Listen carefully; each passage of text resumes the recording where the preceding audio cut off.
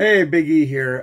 Today I'm going to be doing a video on, we got a sucker system for a crankcase evap, where we have these, I'll take it out for you can check it out.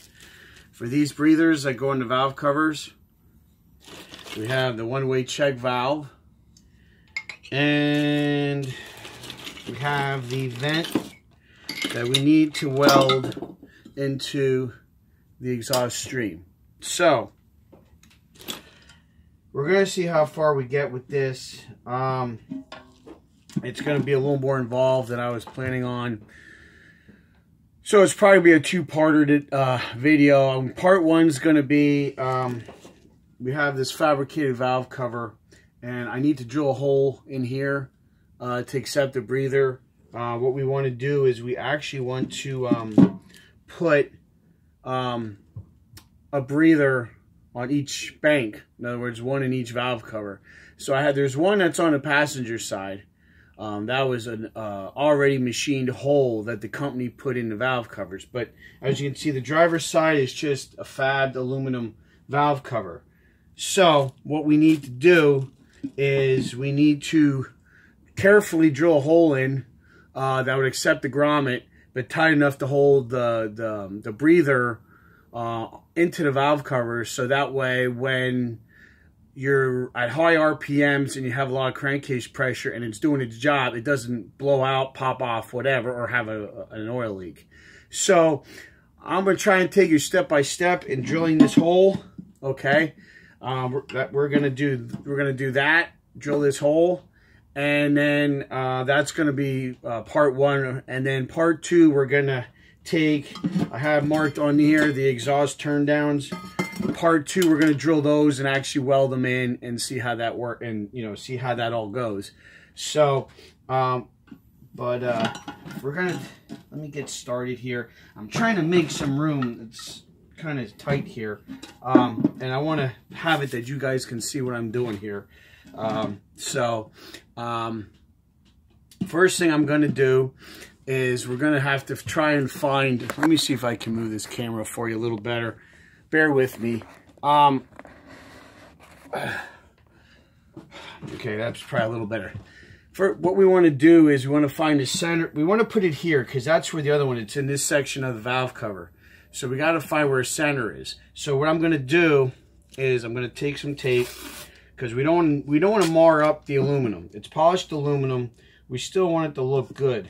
Okay, we don't want it to look like it's all crapped up. So we're gonna put use some masking tape. Okay, it's okay if you overlap it. Probably would be better if you did overlap it. So, okay, so now what we'll do is let's mark where the valve cover is bent. So what I'll do, so that way it helps with my visuals and the visuals on the camera. So there's that. And we're also going to draw where the bolt bungs are. Right here. Okay? So that way, okay, so we want it in this section here. So we want to make sure that's where it's centered. So, with that being said, what we're going to do is we're going to take a few measurements, if you will, on that. So we have just under 3.5. Okay, half of that would be what? About 1 1/4, correct? So hopefully my math is good. So 1 1/4. We'll make the mark about here. Okay. Now we're going to measure between the bends, which is 2.5. I'm going to guesstimate like about 1 1/4. What am I thinking? So we're going to intersect these lines. And this lighting's terrible here. But I don't know if you can see here. I'll hold it up for you. You can see where the cross and the X is. That's where center line would be. So what we're going to do is we're going to take our center punch. This is a spring-loaded center punch, so I don't need to use a hammer. It has a spring inside of it. So we'll put that right here and we'll push down. Okay? Now, with that being said, love when that happens. With that being said, now what we can do is we're going to drill. We're going to use a step drill, but I need to drill a 1/2 inch hole first to get that going. So we have our drill bit here. So we're going to make sure we put the point where the center punch is. And we want to hold it up and down straight. So here we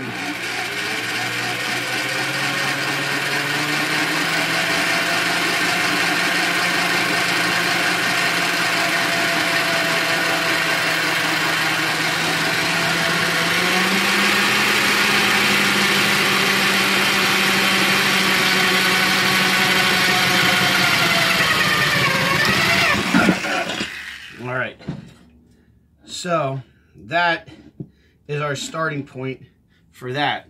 So now that we have that drilled, see if I can find my drill key real quick. And naturally I can't. I try and do stuff to be prepared to. It's here somewhere. I just had it. Hang on. So what we're going to do, once we find where the drill key is, and we're able to do that, we're gonna found it. Yay.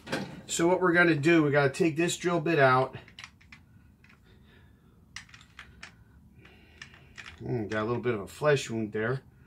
Yay. That drill bit was sharp. All right, so we're gonna put this step drill bit in. So bear with me as I get that set up, and I keep going the wrong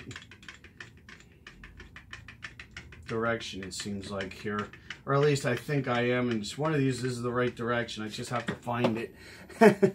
So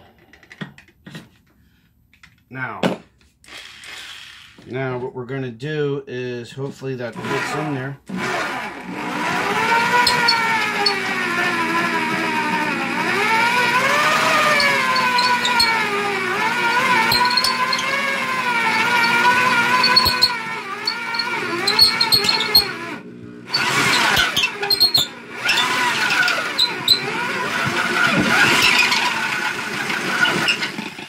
Alright, so now with that drilled,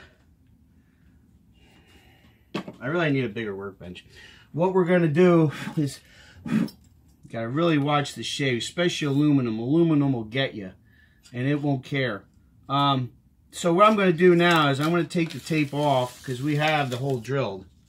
Okay, so at this point, the only thing we might have to do is maybe clean it up a little bit. Now, I'm not 100% sure that's big enough. We might have to make that bigger. And I'm going to say, yeah, we're going to have to do some work to that yet.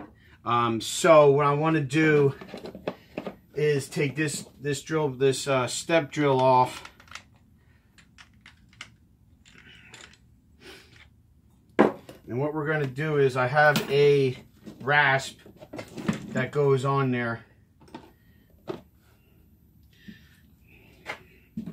We're going to put that on, and we're going to try and carefully, I mean, you know what, this is aluminum. That might not be a good idea.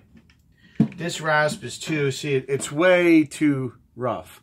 So I don't think that's going to be good for aluminum. Steel, yes. Aluminum, no. So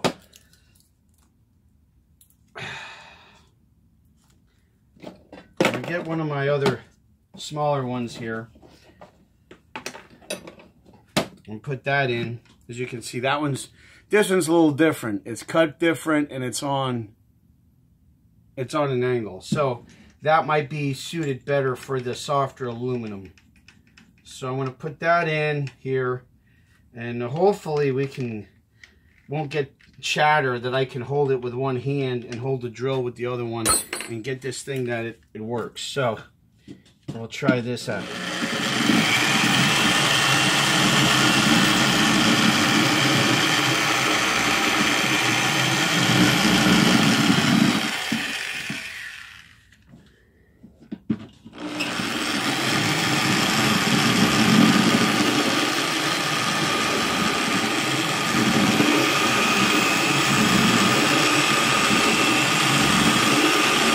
have to go around, take your time.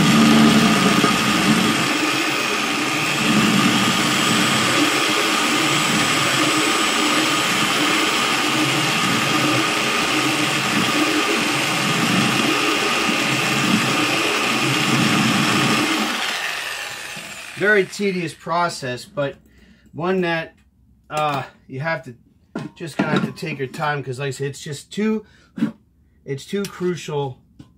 If you mess it up, you're going to be done. So what I'm going to do is I'm going to finish this up, and when I get done with it, I'll be back and we'll put the grommet in. And we'll put the breather on and we'll check it all out. We'll clean everything up and we'll go from there. Okay, so I'll see you in a couple minutes. All right, guys, I'm back. Got the valve cover here. I'm just wiping off some of the shavings. Okay, so we got our grommet. So what we're going to do is we're going to push it in so that it pops into that groove that's already molded into the thing. So if you see there,